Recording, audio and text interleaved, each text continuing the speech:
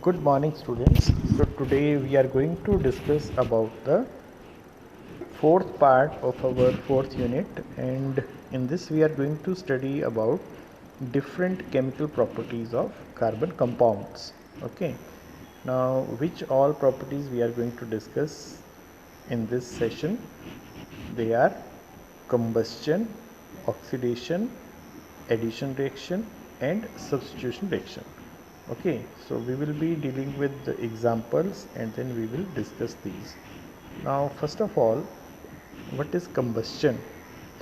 Now see, combustion means burning process. So whenever burning process occurs, then what is taken there from air? Oxygen gas is taken. Oxygen helps in burning and combustion gets completed. Okay, so we are studying about the various chemical properties of carbon. Okay, so carbon in all its allotropic forms burns in oxygen to give carbon dioxide along with the release of heat and light. Most carbon compounds also release a large amount of heat and light on burning. Okay, so just like, see, in this reaction we can see the combustion of carbon. We have taken just carbon, and after combustion it produces carbon dioxide gas and heat and light is also produced. Okay, now if we take compounds of carbon like methane, CH4 is methane, and CH3 CH2OH is ethanol. This is ethanol. So when compounds of carbon they undergo combustion, then also they form carbon dioxide and water vapors and heat and light. So heat and light is also given, water vapors are also produced, and carbon dioxide gas is also given out. Okay, so when we have to balance this reaction, this is very simple to balance. First of all, we will count the number of carbon atoms on the reactant side. Then in product side, in carbon dioxide molecule, we will write that much number. Now see, here only one carbon is there, so we have written 1. Okay, now then we will balance hydrogens. Here total hydrogens are 4, so we have written here 2. Now once we balance carbon and hydrogen, then we have to count the number of oxygen atoms. Now after balancing carbon and hydrogen on both the sides, we count the number of oxygen atoms on right side. So right side total number of oxygen atoms are 2 plus 2, 4. So we write here 2, and which gives us 4 oxygen atoms, and so it gets balanced. Okay, so what is the simple procedure? We have to balance first carbon on both sides, then we have to balance hydrogen on both sides, then oxygen atoms of products are to be calculated, and then that much number is to be put in front of oxygen. Okay, this makes the carbon, hydrogen and oxygen as balanced. Okay, now with the help of one activity we will understand the combustion. Let us take some carbon compounds. It may be naphthalene, camphor, alcohol. Okay, on what we will take? We will take on spatula. Spatula is like a spoon which you have seen in chemistry lab, and then we will burn them. Now what we are going to observe? We will be observing the nature of the flame, and we will note down whether there is formation of smoke or no. Smoke is formed or no. Okay, now if smoke is formed, then what we are going to do? We will put a metal plate above the flame. Okay, and then if smoke is formed or soot is formed, then what is going to happen? Then there will be deposition on the plate. Okay, now I have used one word, soot, SOOT. What do we mean by soot? Now see, here in this figure you can see when we burn some flame, okay, then just where the flame finishes, there if we can see a very thin, a particular layer of carbon like smoke, then that is given the name soot. Okay, So this is the carbon. This is carbon. Now how it is formed? It is formed because of incomplete combustion of the fuel. It gives soot, and soot is made up of carbon. And if we place any metal plate on this particular flame, then that will become black, okay, because of the deposition of this soot. Okay, so now I hope you understand what is soot. Soot is a particular line of carbon, okay, which is starting from the flame where it just finishes. Okay, now let us discuss where and how we can get the soot and where we cannot get. Okay, now see, when we are talking about carbon compounds, they are of two types: saturated hydrocarbons and unsaturated hydrocarbons. Saturated, you know, where there is just single bond between the carbon atoms, that is saturated. In case there is presence of double bond somewhere, or there is presence of triple bond somewhere, then they become unsaturated. Okay, now here the point is, saturated hydrocarbons, they will generally give a clean flame. Okay, clean flame means there will be no soot formation and no yellow light will be seen. But unsaturated hydrocarbons, they will give yellow flame with lot of black smoke. Okay, because of this there will be formation of sooty deposit on the metal plate. Okay, now one more thing, in case of saturated hydrocarbon also we can get a sooty flame. How? In case we are not getting proper supply of air, if there is incomplete supply of air or less air is there, then we can also get sooty flame for saturated compounds also. Okay, now the gas or kerosene oil stove which we use at home in the kitchen, what they have inlet for air. Okay, from that inlet sufficient oxygen is available, and when it burns, that particular fuel is burnt in sufficient oxygen, then it gives the clean blue flame. Okay, now sometime if you observe bottoms of the cooking vessels getting blackened, then what we have to see, it means that air holes are blocked and fuel is getting wasted. Fuels such as coal and petroleum have some amount of nitrogen and sulfur in them. Okay, now see, there are some fuels where except carbon few more things can also be present, like nitrogen or sulfur. Now in such cases, the combustion of such elements, that will result in the formation of oxides of sulfur and nitrogen, and they will go in the air and there they will pollute the environment. Okay, so such fuels which contain sulfur and nitrogen along with carbon, they are responsible for pollution also. Now here in this pic you can see here you are able to see yellow flame and lot of smoke is also there. So this is because of incomplete combustion, and here you can see blue flame. So this is because of complete combustion. Okay, in this particular case they are getting proper supply of air and there is presence of saturated hydrocarbons, and in this case air is too much because we are able to see that it is burning outside, so air is too much. But here why it is getting, because it is either unsaturated hydrocarbon, okay, or there may be limited supply of air, but since it is outside, so air is too much, it is enough. So we can say that in this case it is burning process of unsaturated hydrocarbon, or by one or the other reason there is incomplete combustion. Okay, if incomplete combustion is also there, then also we will be getting yellow flame. Okay, now the question comes, why some substances burn with flame or without flame, why it happens. Okay, so see, we have seen that a candle or LPG in the gas stove burns with a flame.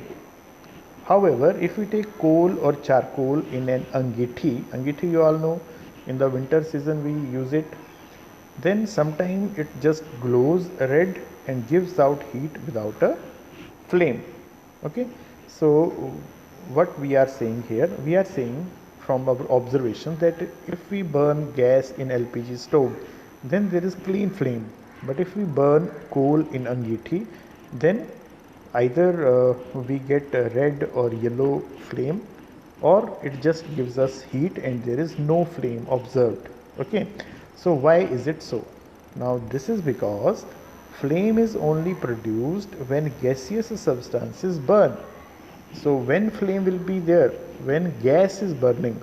Okay, and if gas is not burning, then flame will not be there, then it will just go on glowing, and that glow will give us heat and light. Okay, so when wood or charcoal is ignited, what happens? When we start burning wood or charcoal, then volatile substances present in wood or charcoal, they form vapors first and they burn with the flame. Now since volatile substances, you know, those substances which can form vapors, so if volatile substances are present in wood or charcoal, then they will convert into vapor form and then they will burn with the flame. Okay, in the beginning they will burn with the flame, and once the volatile substances vapors are finished, then there will be no such burning or no such flame. Okay, now a luminous flame is seen when the atoms of the gaseous substance are heated and start to glow. Okay, the color produced by each element is a characteristic property of the element. Okay, now see what happens, what we are saying, that if there is some gaseous substance and we heat it, then it will glow with certain color flame. Now what color, what substance will produce, it depends on the substance. Okay, now the only thing which we can remember is, if there is complete combustion, then there is blue flame. If there is incomplete combustion, then there is yellow flame, or there is formation of soot. Okay, so this is what we have to learn. Now the question comes, how coal and petroleum are formed. Why we are discussing this? Because we are doing now fuels, we are doing the combustion process of fuels, and coal and petroleum, they are the fossil fuels. Fossil, you know what are fossils? Dead remains of plants and animals are termed as fossils. Okay, now coal and petroleum have been formed from biomass. Biomass means dead remains of plants and animals, which has been subjected to various biological and geological processes. Coal is the remains of trees, ferns, and other plants that lived millions of years ago. These were crushed into the earth, perhaps by earthquake or volcanic eruptions. They were pressed down by the layers of earth and rock, and they slowly decayed into coal. Okay, so how coal is formed? What is said, that few trees many years ago, what happened? Trees were buried down the earth, and under pressure and lot of decay process, they changed into coal. Okay, now how this petroleum or gas or oil, this thing is formed? Okay, now see, oil and gas are the remains of millions of tiny plants and animals that lived in the sea. Okay, now see, in sea we always know that there is aquatic life. Okay, aquatic life means there are plants and animals which live inside the water.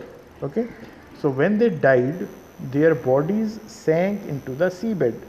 Whatever is the bottom of sea, there they settled down, and they were covered by the Silt. What is silt?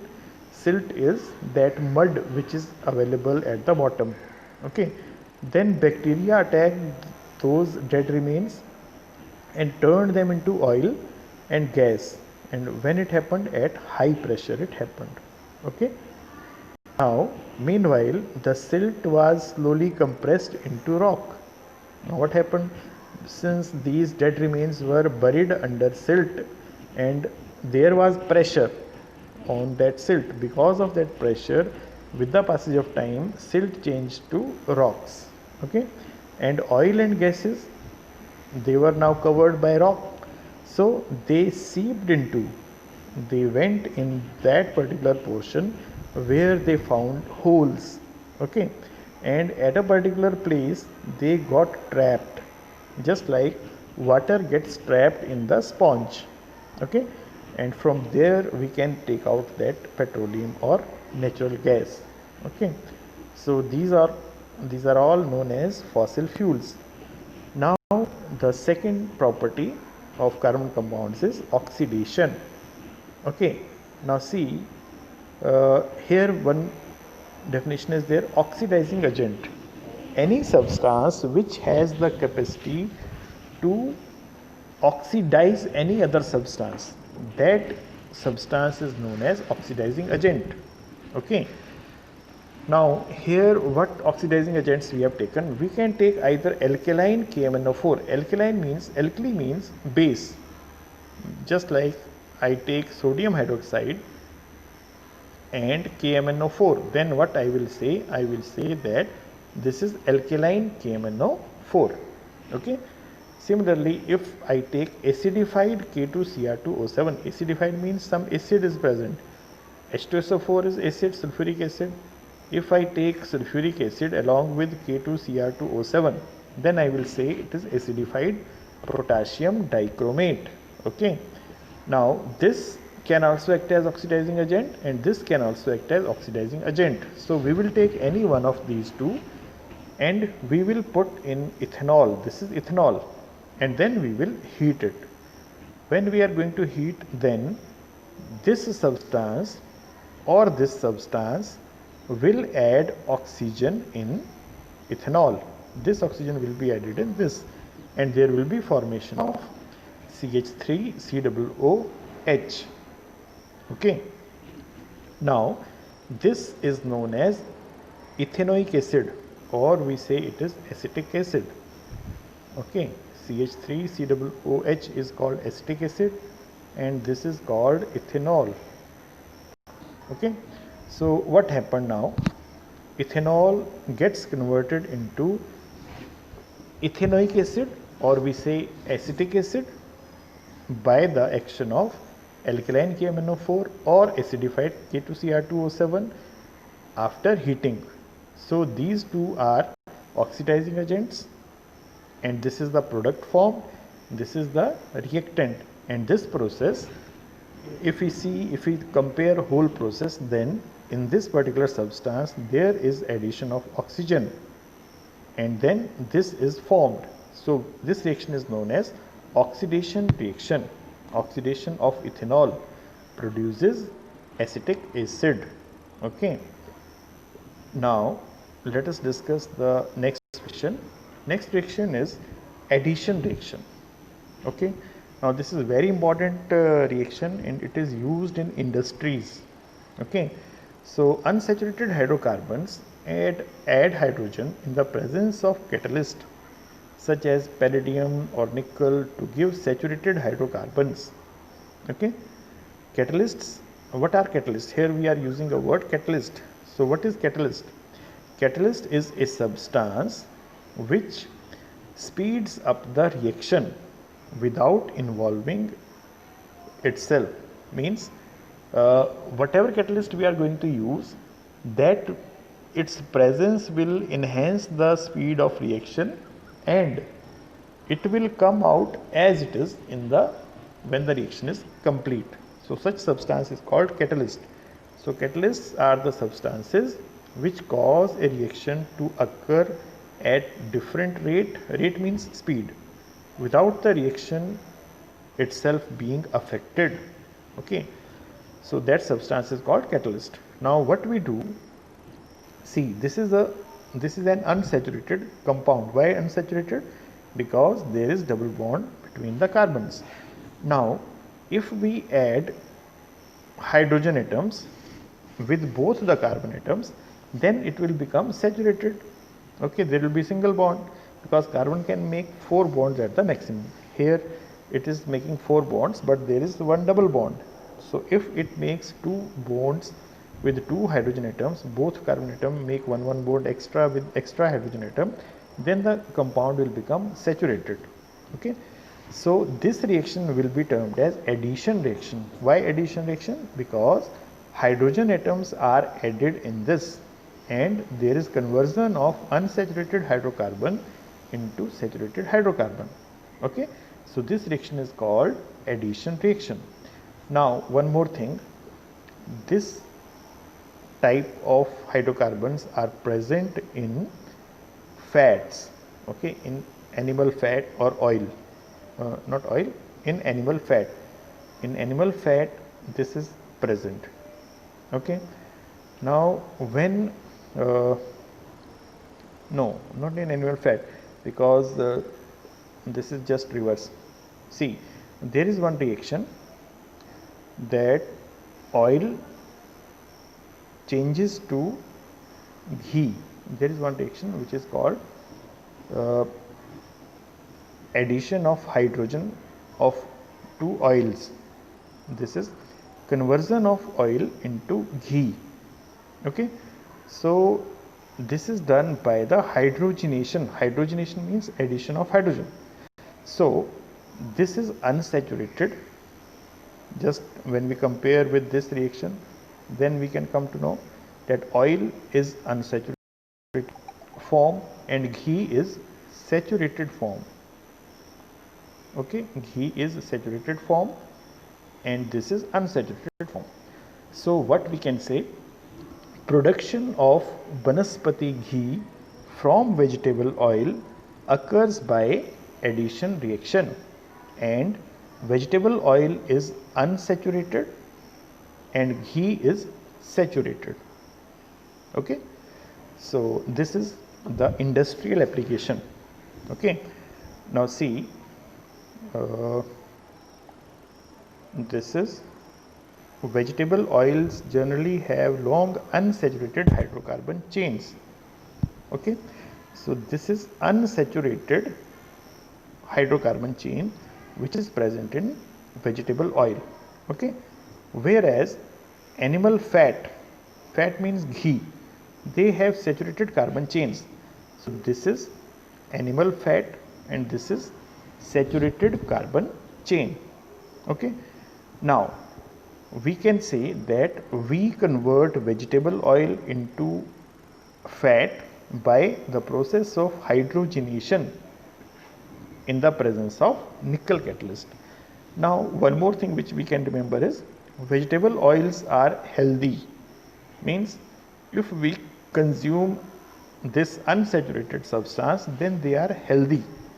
But animal fat, this contains fatty acids, okay, and they are harmful for health. Okay, so what we should prefer?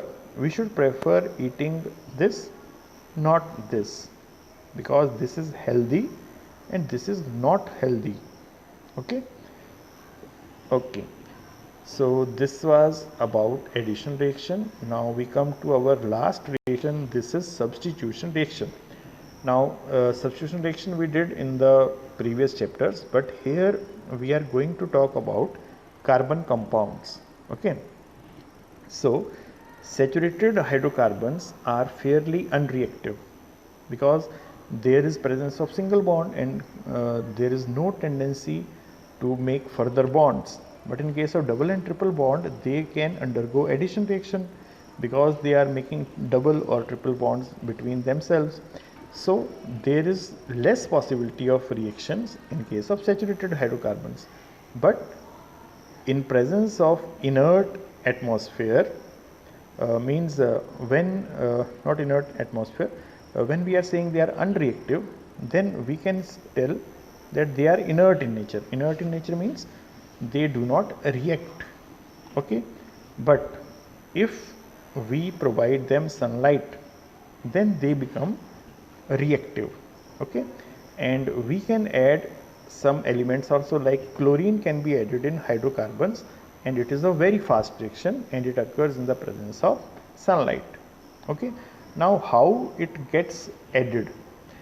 What happens? It replaces one of the hydrogen atom and then gets attached there. Now since it is substituting itself at the place of hydrogen, so this reaction is known as substitution reaction. Okay, now here we can take one example. This is methane and there are 4 bonds with 4 hydrogen atoms like this. When we add chlorine, then what happens? It replaces hydrogen and chlorine gets added there. Okay, so it becomes like this. One H is gone and one Cl has come, and there is elimination of HCl. Now this thing happens in the presence of sunlight.